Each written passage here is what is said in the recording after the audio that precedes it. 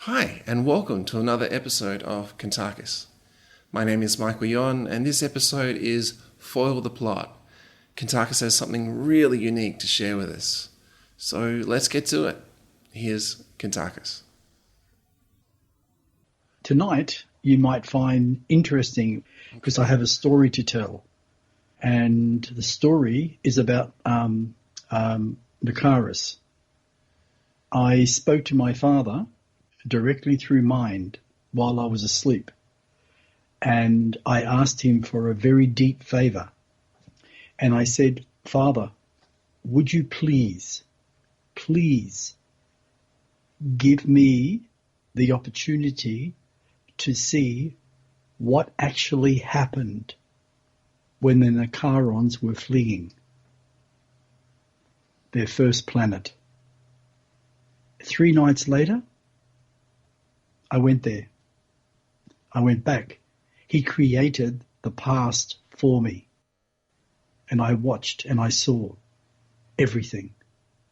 And I found it really heartbreaking because they're my people. But I also found it so enlightening at the same time that they would literally leave their planet so they wouldn't war against another nation that would lose thousands and thousands of Nar'Kariss, because that's what would have happened. I'll only be going into what I was shown. I won't be going any deeper because this is what my father has actually revealed. So I won't know any more, only what he has revealed to me, because that's now in my memory banks. Mm-hmm. So I have to make sure I can draw it out so I say it properly. But there later on, I can find out more. But this is what my father has actually given me, so it can be expressed. And I must admit, I asked for it, and 3 days later, I received it. I have always wanted to know what actually caused, in true reality, the Nar'Kariss desperately leaving their planet. That means their first planet, which was basically, it could have been between, about 14 million years ago. That's right. 14 million years ago, basically, give or take a few years. So I'm going to go into that quite deeply. What happened to me first was that I was, again, like I always seem to go restless before anything like this actually happens. And I wasn't thinking about what I asked my father, that's Nar'Kariss. I wasn't thinking about it at all. But I know I was restless. And suddenly, I was out of my body. It's like a second. I went to sleep. My body went to sleep, and I immediately came out. And as I came out, I looked up, and all I could see was a tunnel. No ceiling, no walls. It was like everything was just infinite. And all I saw was this tunnel, and what it had was like a really deep sort of yellow, and it was shining brightly. And I could feel myself suddenly being drawn to it. And it's like something told me, relax. Just go with the flow. This is what you asked for. And I let go. And as soon as I literally made that choice to let go, I was already in the tunnel. And I was traveling at tremendous speed. And I mean tremendous speed. But the funny thing is, it only felt like it was about 11 seconds. It didn't feel long at all. And then I was standing on a planet. And I could hear this sound. And I looked up, and my God, all I could see in the outer space of the force field was thousands of ships, alien ships. And I looked up, and these alien ships were bombarding the planet all over it, not just on one side of it, everywhere. I looked to the left, I looked to the right, up, and I could see ships everywhere. And it's like they were using different types of weapons. Some were like explosive weapons. Others were like some sort of propulsion system where they would shoot beams at the planet to cause a breakdown within that type of structure. And as I watched, I felt I needed to turn. And as I turned, I could see the entire planet. Now, when I say the entire planet, I mean buildings. Beautiful, architecturally designed buildings. Really built well. Very colourful in different ways. But what they had was these massive glass panels. And within that one building that I could see several Nar'Kariss. They didn't notice me. And as they were moving around within that building, I suddenly got fractions opening up all around me. It's like wherever the Nar'Kariss were, they were, how would you say, within each building around the entire planet. And what their job was, they're the 300 that stayed behind, that volunteered. They stayed behind because they had to operate this type of technology to keep the energy flowing within these devices that came out of the ground, and there were hundreds of thousands of these devices over the entire planet. And they stood about 1.5 meters tall. They were at least, I would have to say, half a meter in diameter. Or maybe that's wrong. Probably about 30 centimeters across. And they had this dome-shaped top that had holes around each of the edges, and there was also like a slot just underneath it. And as I walked over to one, I could hear this really unusual sound. But what I also felt was this energy passing through my body. And I would think about that for a moment, and it was shown to me that this energy literally came out of these thousands and thousands of light posts. And they shot up, the energy shot up, and what it was doing, it created a bubble within a bubble. And that's what helped prevent the bombarding from getting in. Normally, if it was just an outer shell of energy, like a force field, it would have literally given in by now. But with the technology that the Nar'Kariss created back then, they were emitting an energy that supported that bubble from caving in, which was interesting. And then I noticed that I was moving around the planet more quickly than I was before.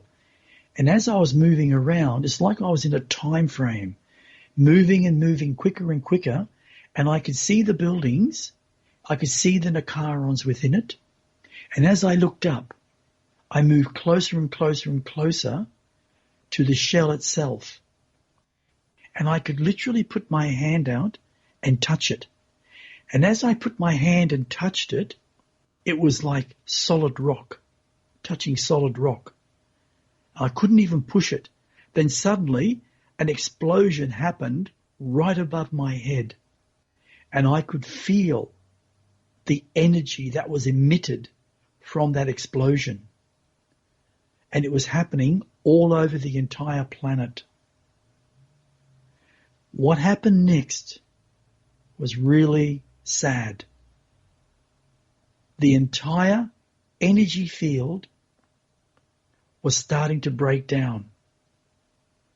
And in that point, I noticed that ships, the last of the ships, were leaving.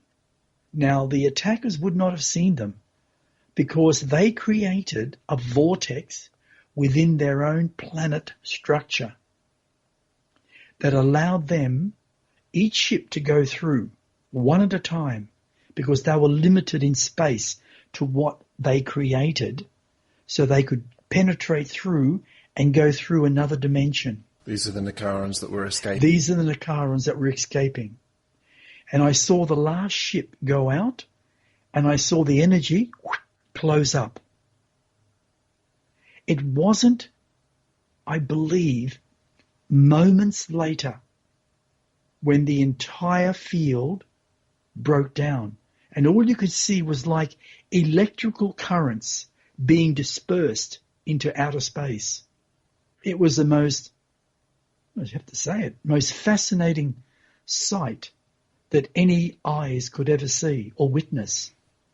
And then it was gone, because the actual machines that was running the entire force field broke down because of the continuing bombing and the imploding of that energy that they were shooting out. I was back on the planet, and within moments I saw thousands of ships coming down and landing. There were some big ones, and there were others that were small. And they were really unusual, very hard to describe, but they were like a bubble. But they had these two ends to that bubble. And at the base of it, they had a landing pad. And there were just thousands of them landing, and they were all dark in colour. But you could see that they had these massive glass-type panels shaped in the actual bubble itself. And when I say bubble, I mean like it looked like a bubble, but they were huge, and other ones were huger. And they all landed close to each other, not far apart, but they were all over the entire planet. As soon as they landed, it was only moments, these doors opened up, and there were so many alien warriors or alien soldiers or troops coming out, armed with these really unusual weapons. Some looked like they were propulsion guns, others looked like they were laser guns that shot laser beams directly out. But again, there were thousands and thousands and thousands. There could have been like 400,000 or 500,000 soldiers, maybe more. They were everywhere. None of them saw me, which is probably natural. Father would have done it that way. What happened next was I turned, because my attention was to this building that I saw these Nar'Kariss in. And as I looked up, he looked at me. He actually waved. It's like suddenly he knew I was standing there. And when I looked down at my form, I was a Nar'Kariss. It just suddenly happened. And I looked back at him and I waved. And he smacked his chest to say, "Brother." And then suddenly you could see shooting going on everywhere. And I could see that they were breaking into these buildings, which would have been over the entire planet. And they literally murdered every one of the 300 that stayed behind. What was really interesting was, I thought to myself, if they've just murdered them, well then how are they going to get rid of all the ships? How are they going to get rid of all the aliens? Because I remember Kennard talking to me about it, but he only spoke little. And apparently they set into play a second system release. And what that does, it allows a specific energy pulse to come out of every single one of these 1.5 meter tall posts. And what it emits is an energy. But before I go into that, I want to describe the actual leader. He was not far from where I was standing. And as I was walking, I had these soldiers actually walk through me. And it was quite eerie. But he was standing there giving orders. And I could not understand his language. Normally I could, because Sanskrit you can actually understand, but for some reason I couldn't.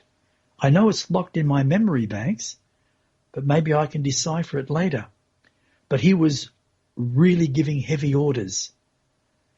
And then suddenly he said, I want everyone dead.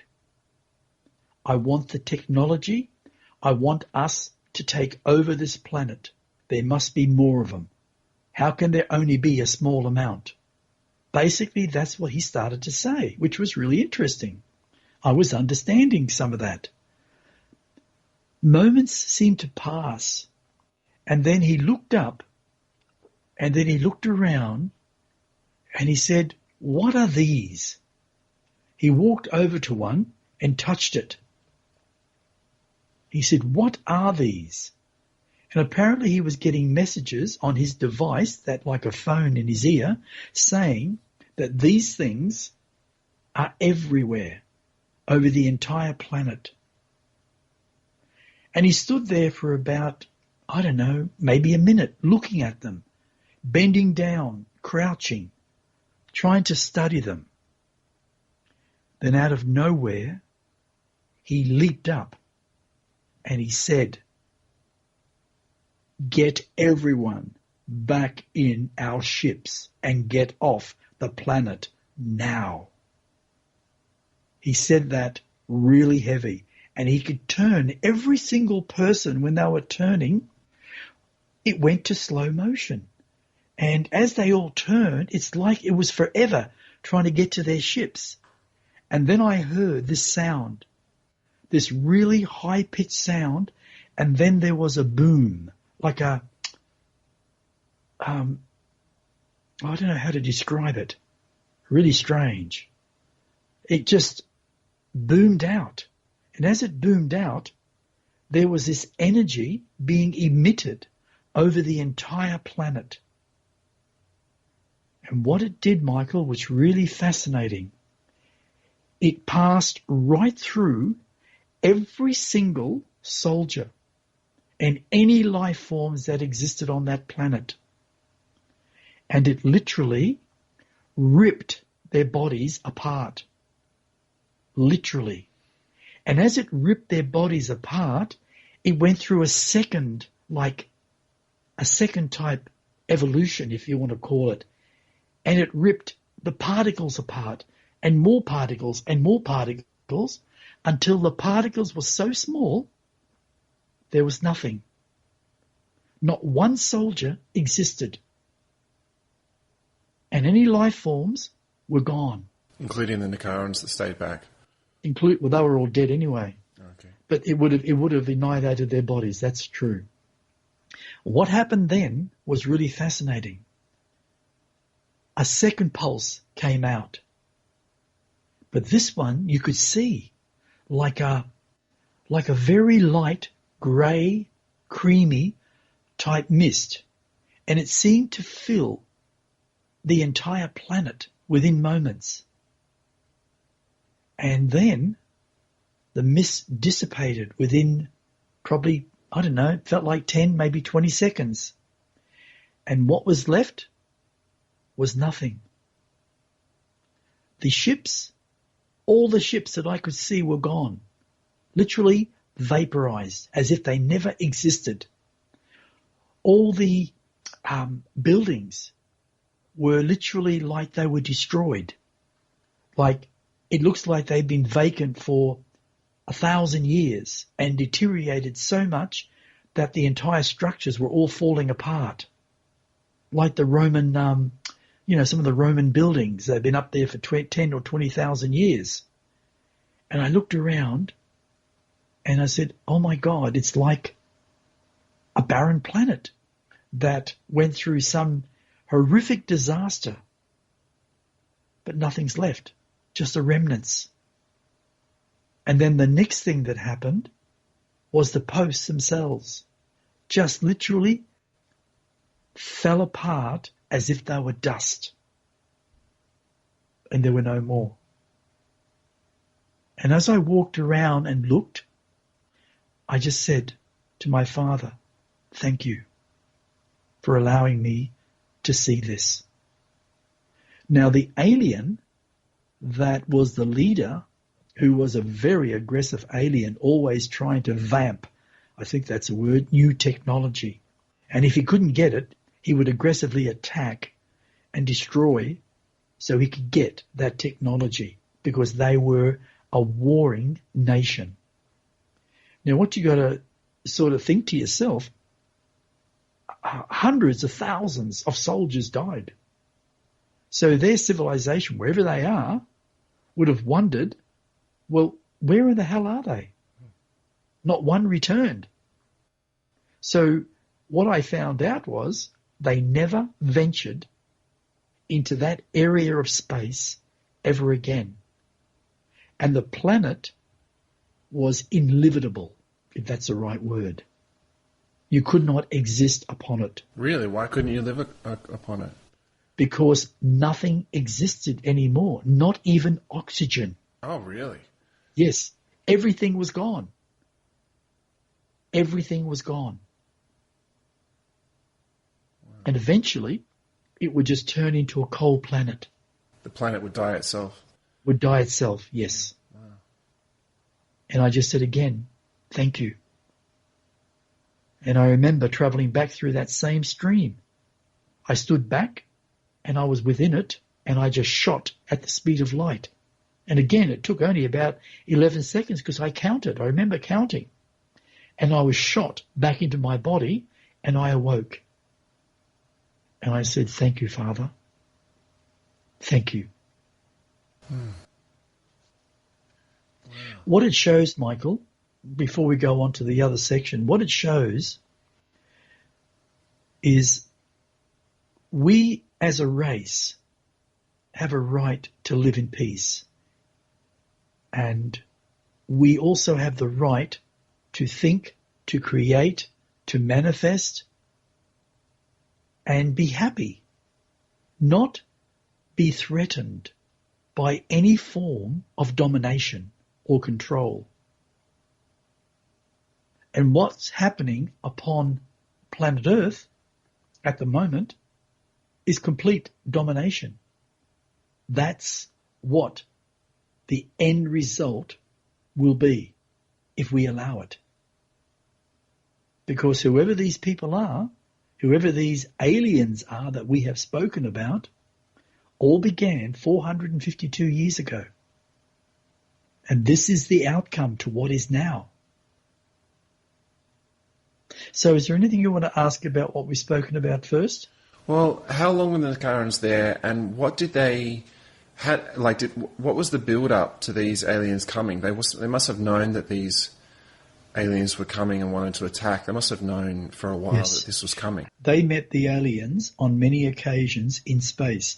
They would never allow them to actually come down to the planet because they have heard rumours from other civilizations that they are very aggressive and they'll never tell you the truth. They will tell you one thing and slice you on the next. In other words, kill you.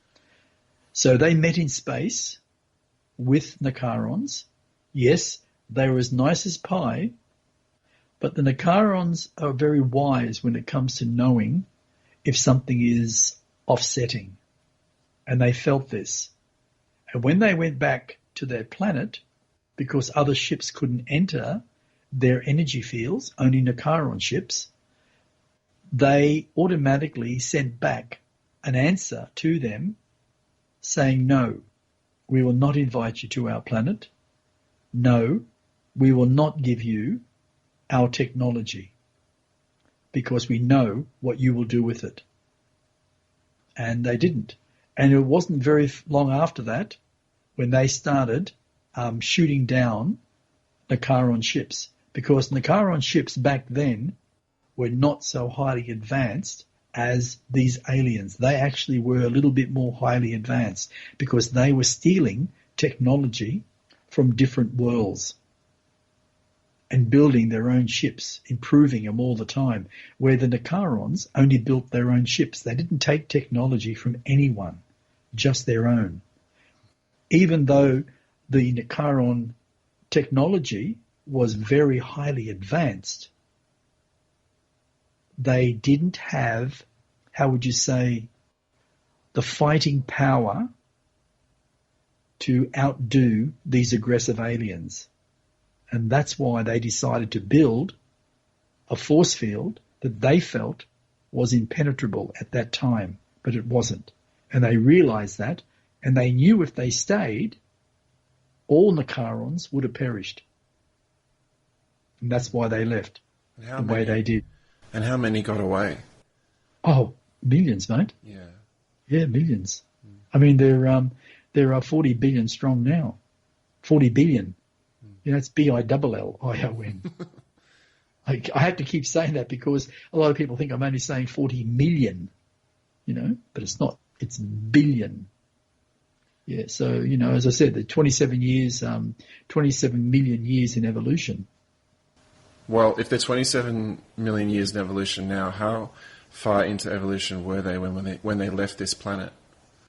Well, when they left this first planet, it was between 13 and 14 million. Okay. It's very hard to decipher the exact time factor because there was no such thing as time. I can only go on, say, human time, and it could be out here and there, but it would be fairly close. Right. But their technology now, there's not too many out there that could equal the technology that they have. And they've built their technology not for war. They've built their technology for their people, to help their people. But at the same time, their technology can be used for many things because they discovered the secret about living energy. But they discovered that back on their first planet.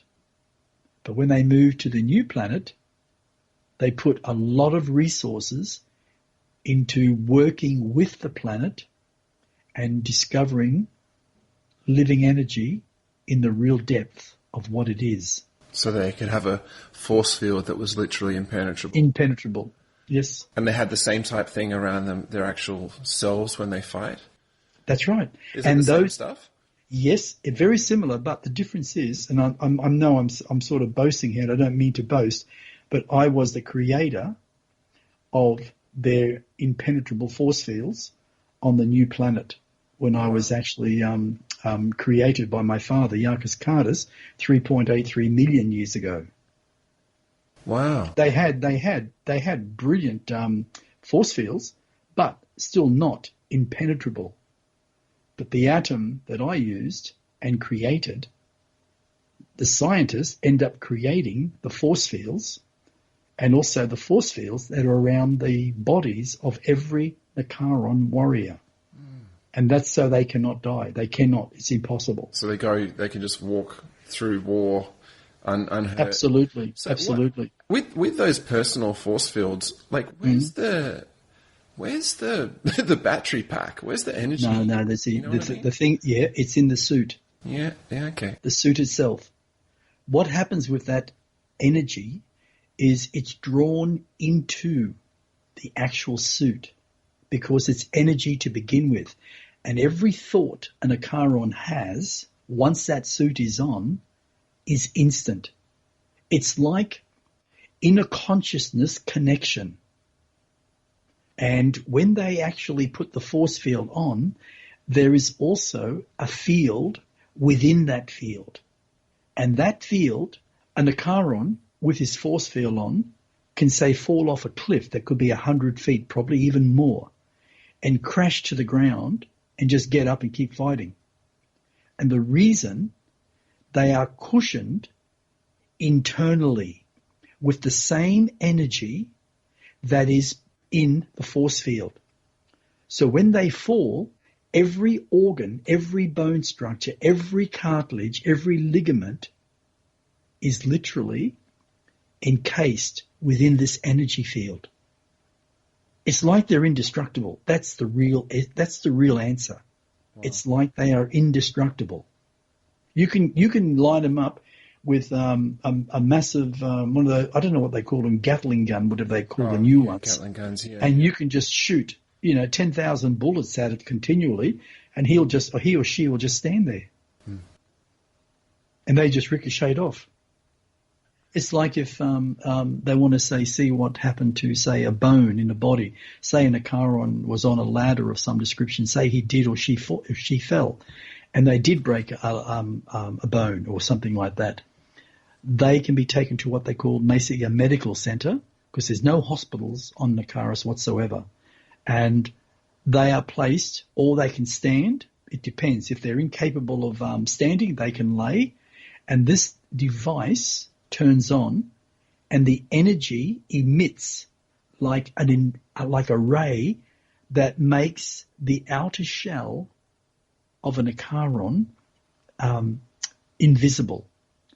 And what they can see is every layer of that actual Nar'Kariss. They just got to keep putting it up, and they can go deeper and deeper and deeper, and they can find like a transparency scope. Yes, transparency, and they can find the actual problem, and then using living energy can actually repair it within moments. Wow! If they got, say, a busted blood vessel, they can repair it. They can find it within moments, and actually repair it. I wanted to ask you, what about if that technology is so great? Why don't they just why do people have to get old and die then? Why can't they just keep people young? No, it doesn't work that way, mate. If we look at, say, planet Earth, for instance, right? Just use that as an example. You have reincarnation, and you have millions of spirits in spirit world that go through reincarnation. So they got to reincarnate all the time. Now, if we say suddenly we're going to become immortal and we don't die because of this type of technology, well, then how are the actual spirits going to come in and learn the lessons? Okay. And it's the same with the Nar'Kariss.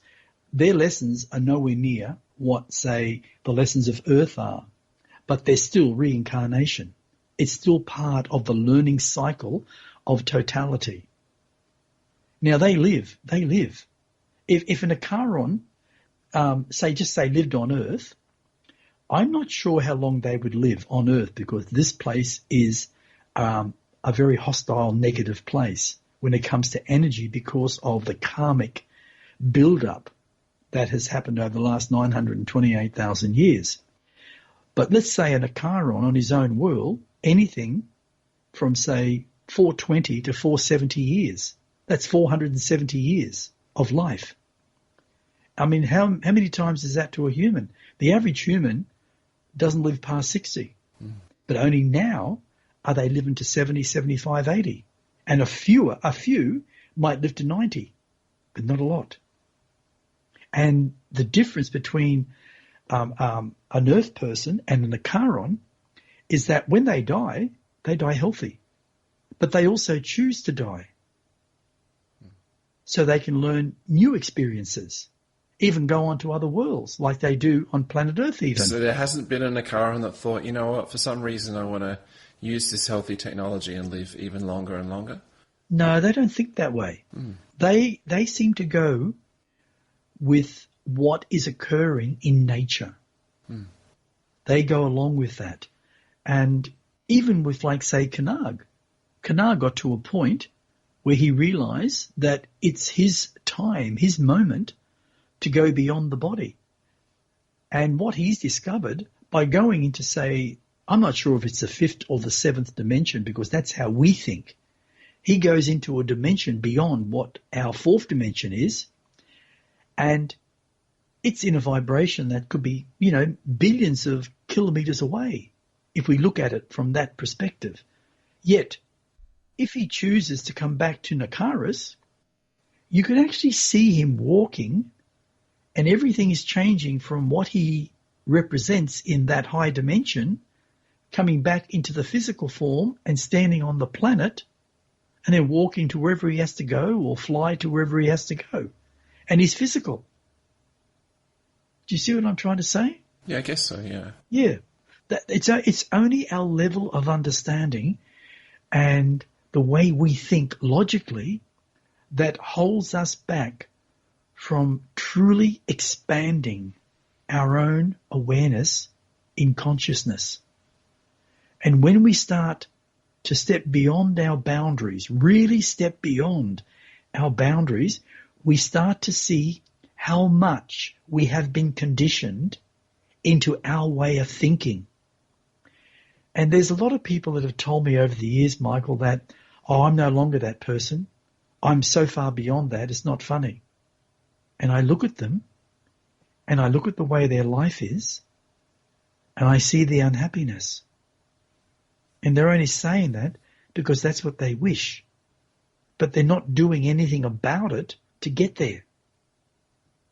If we want something, if we want to go beyond what we are, we have to change how we think. We have to change our heart and start to live truly from our hearts. And that's a hard step for any species when we are so highly conditioned by fear, by insecurities. Yeah, for sure. Well, Kuntarkis, before we close, I believe you have another story to share with us, another spirit travel experience where your body is physically asleep and yet you're experiencing this reality physically. I have to admit, in Melbourne, I remember walking down this street. This is going to be really weird to a lot of people, but I remember walking down that street, and have a guess what I was dressed in. A black suit? I don't know. No, I was dressed in the suit that I've created in my book for Mystical Man. Yeah, okay. But there was no writing on it, right? And it was exactly as my mind created it. Wow. And as I was walking down the street, and this is really interesting, I walked past this building in Melbourne. It was a city, and I noticed that there was two people, a man and a woman in their 60s, hovered in between two buildings a little bit down, because I heard a woman's voice and I couldn't help just walking down there a little, and they saw me. They actually saw me. And I looked at them and I said, hello. And they said, you're not going to hurt us, are you? Please. I said, no. I said, I would never hurt you. I said, I'm just walking around, just having a look. And they said, oh, we're so hungry, we try to get food, but it's so hard for us, And I said, you live on the streets. They said, yeah, we lost our house many years ago and we never really recuperated because we both got terribly sick. And I said, oh, that's so sad. Do you know what I did? I put my bloody hand into my coat where I pulled out all these USBs to give to Frank Hartley in my book. Oh, yeah. And I pulled out at least a handful of notes, $50 notes. And I gave it to these people. And this woman kissed my hand. Wow. And she called me an angel. And he shook my hand. And they said, we are so grateful. Thank you, thank you. You must be our angel. I said, no, I'm just a traveller. And they just looked at each other as I was walking backwards. And it was just such a beautiful, beautiful, absolutely mind-blowing experience, Michael. To people, it would be simple, it would be nothing. But that gave me so much, I can't even think of the word, so much love in helping these two elderly people out. And I don't know how much money there was. I have no idea. I mean, I manifested. Whether it's going to stay or dissipate, I had no idea. But I literally took my hand out with a bunch of $50 notes in long. They weren't folded or anything. And I handed them. And have a guess what? It was our present currency. Because it was shiny and new. Wow. Wow. Right? That is a good story. Yeah. And I just handed it to these people, these two beautiful people that have been wrongly done by, had worked most of their life and lost everything because they both got terribly sick and they lost everything. Mm. Yeah. So anyway, I just thought I'd share that. That's awesome, yeah. This concludes another episode of Kuntarkis. If you'd like to find out more about Kuntarkis, he has a website, which is etcconsciousness.com. We also have a Facebook page, just search Kuntarkis. And if you'd like to contact us, you can do it there, or if you'd like to contact us by email, then the email is kuntarkis@gmail.com. Thanks so much for listening, and stay tuned for more.